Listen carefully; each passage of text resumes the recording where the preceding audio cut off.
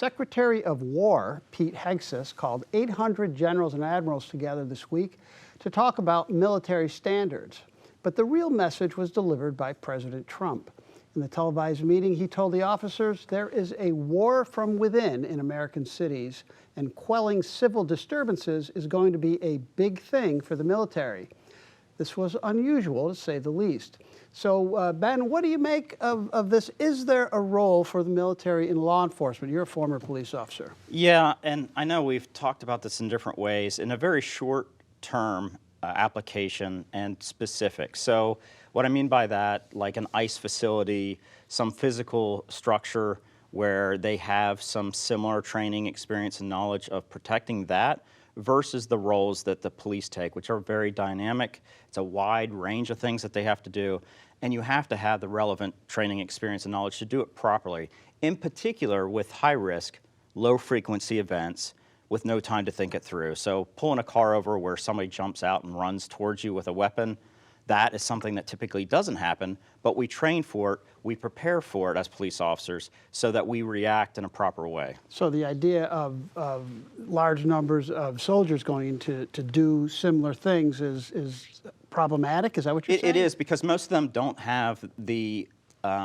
experience, training, or training or knowledge applying these concepts of policing in a civilian United States way, where you've got the U.S. Constitution and right to privacy, be left alone, and so forth. Mm-hmm. And so, Aaron, the military being used this way, it seems like the military has always been, it's well known to be nonpartisan.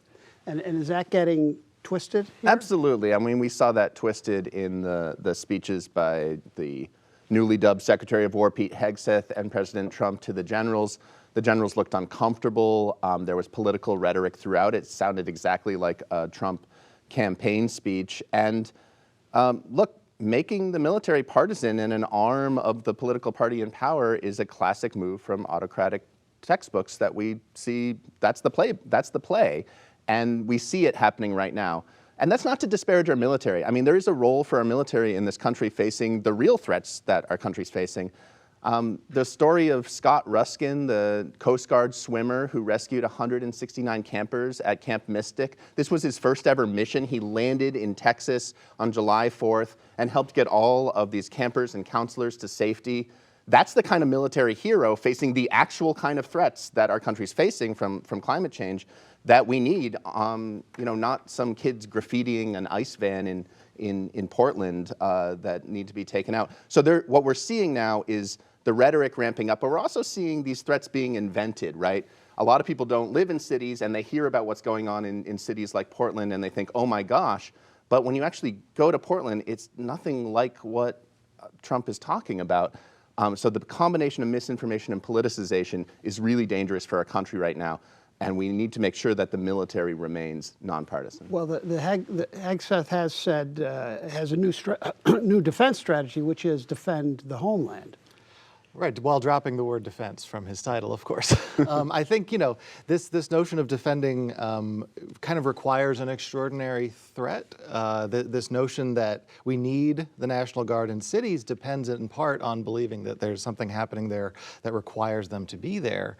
And, the last couple times this has happened when the president wasn't Donald Trump was the 1992 LA riots and the 1970 Kent State occupation of that campus. And those are famously difficult moments for the country and the things that they make movies about and write songs about, and slightly lower than normal crime rates in these cities. I just don't know if that qualifies. So I think as this continues and as the limits continue to be tested with, first it was DC, then it was Portland, now who knows, part of it is going to be what is the pushback from people who don't want these people there? Is it saying actually crime's not that bad? I don't know if that's the right way to push back on it.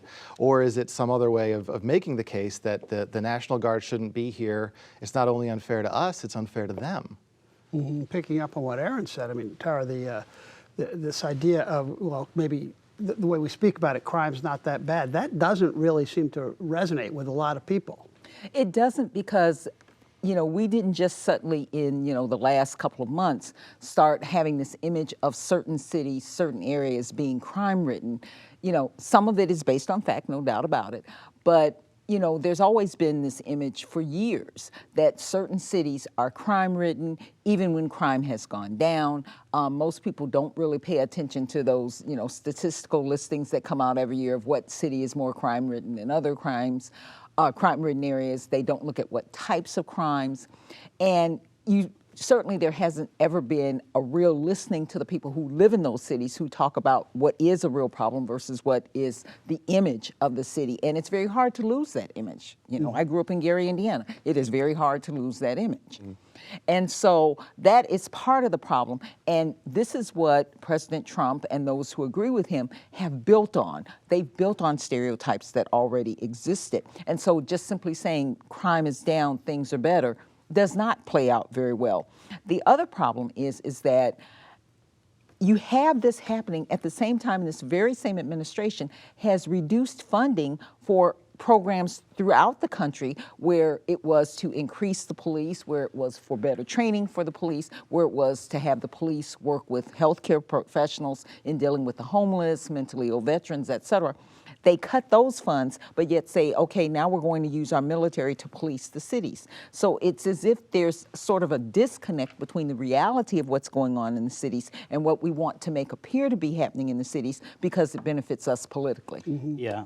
Can I build on what Tara just said? Yeah, Because I think do. she did a really good job pointing out how emotions attached to a situation, you recall those, it sticks with you. And this whole bleed it leads culture that we've had since the beginning of modern media has really exploded because algorithms love it, and people click on it, people watch it 24 hours a day, so it's really in your face 24 hours a day, and it evokes emotions, which then stick with you on top of the fact that it's in your face 24 hours a day. So whether it's there or not, and I don't want to go back down the whole how we measure crime again speech, the emotions make it real. Perception is a person's reality, and that's what's going on. And you know, you talked about the algorithm, and certainly in our social media world, that's true. But even before social media came along, if it bleeds, it leads. I mean, as a former news producer, I mean, crime is easy to do. Yes. You know, when you have to fill a program. Right. And People are that's one of tuning the, in. Yeah, one of the reasons that we saw it so much.